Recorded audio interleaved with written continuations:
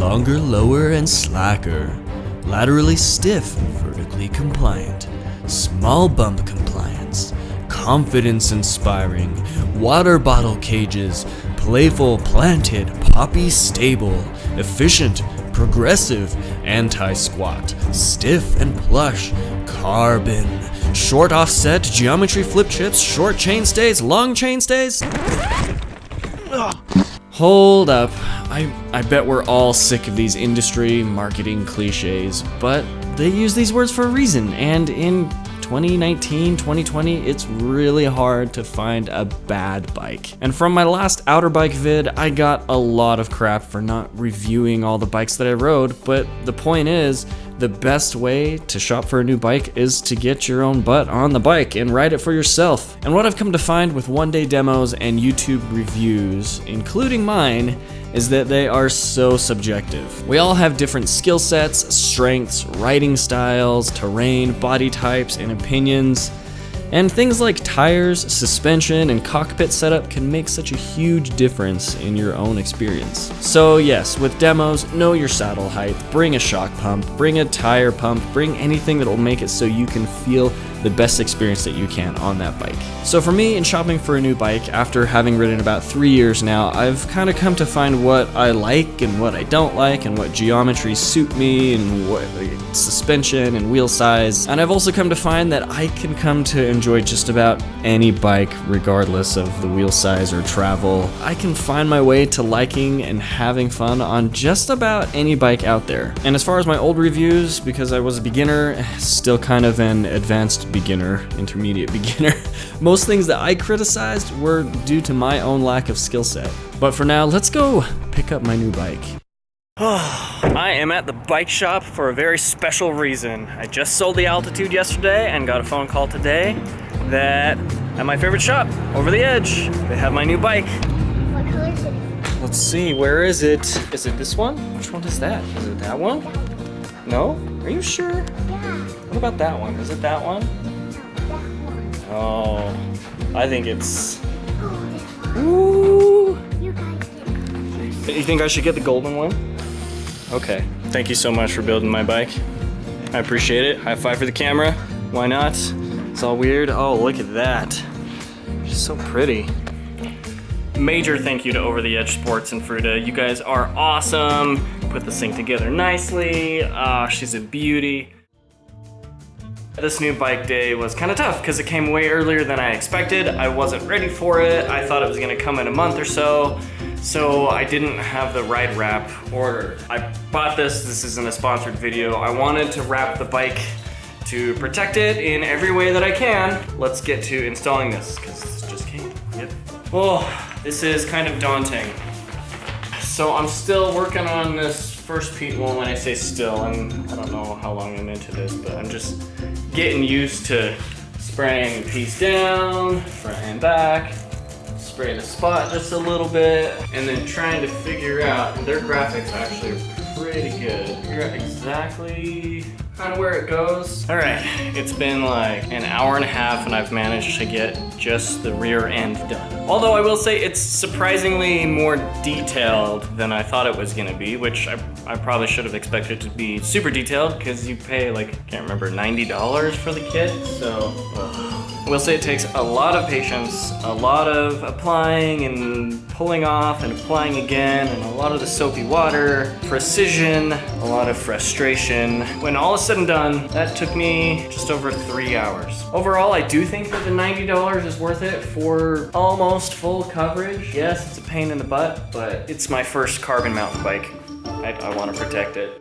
All right, finished up the ride wrap last night and checking on it this morning. I don't know, I probably screwed up the installation. I did as best as I could, but again, maybe with user error, there are so many more air bubbles that did not exist yesterday when I installed it. I'm gonna have to go through and try and push them out, but now that like the whole thing's applied, it's really hard to actually push out an air bubble. And maybe I put too much water on there, the soapy water. Maybe it's the soapy water that's evaporated. And so yeah, I'll take the protection, but I'm not too stoked on the actual final product of it.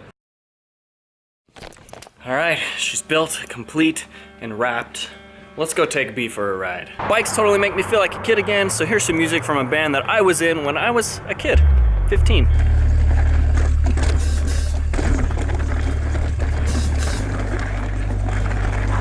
Big up move. Yeah, dude.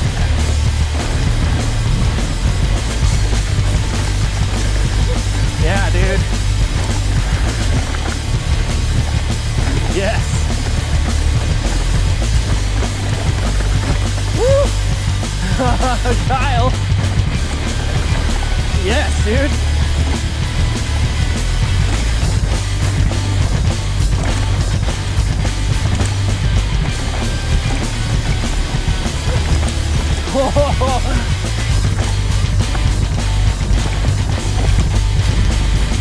Now, why did I pick the Rocky Mountain Instinct BC edition? Having spent the last year and a half on the altitude, it just feels like home to me. It's not too crazy of a transition for me in geometry or suspension feel. Now, obviously, I've talked about going to a 29er for my race bike, and between the regular 140-140 Instinct and the 155-160 BC edition Instinct, I don't feel like I'm giving up very much going to the BC edition. I feel like it climbs and rides mellower trails just as well, all while giving me that nice, stable race feeling. And yes, I know I did go carbon, which I don't think is always necessary, especially since they do offer great alloy options, but I feel like I wanted to try it, and it gives me a different feel on the bike.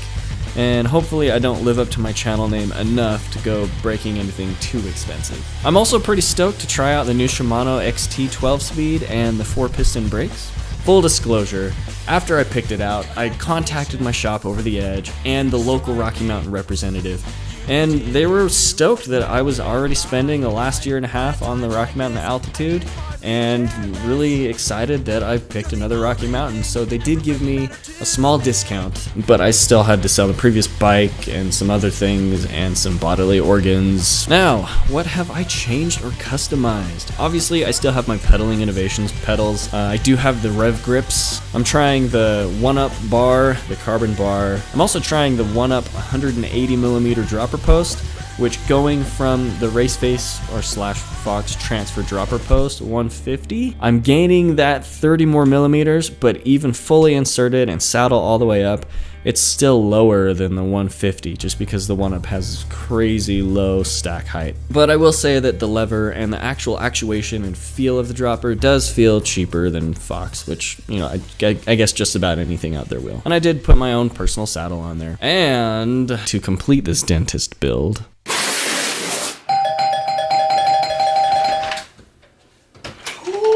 Nice.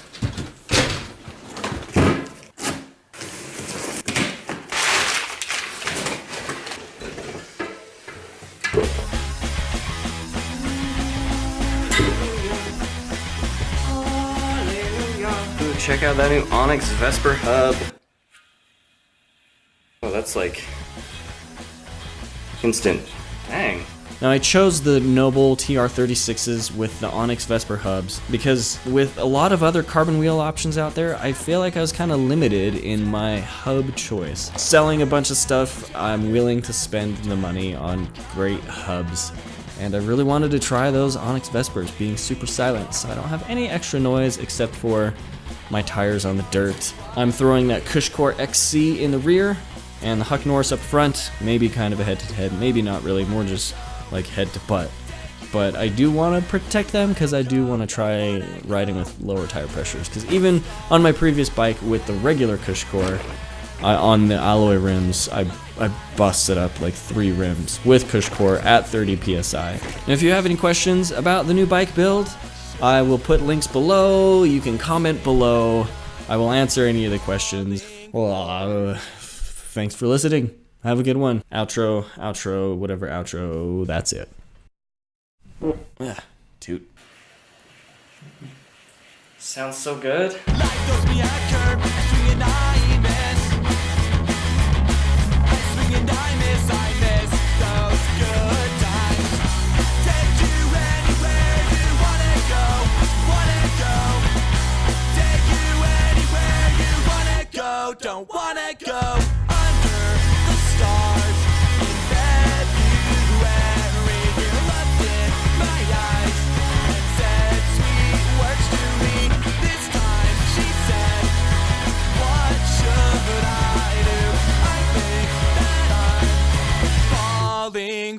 for you.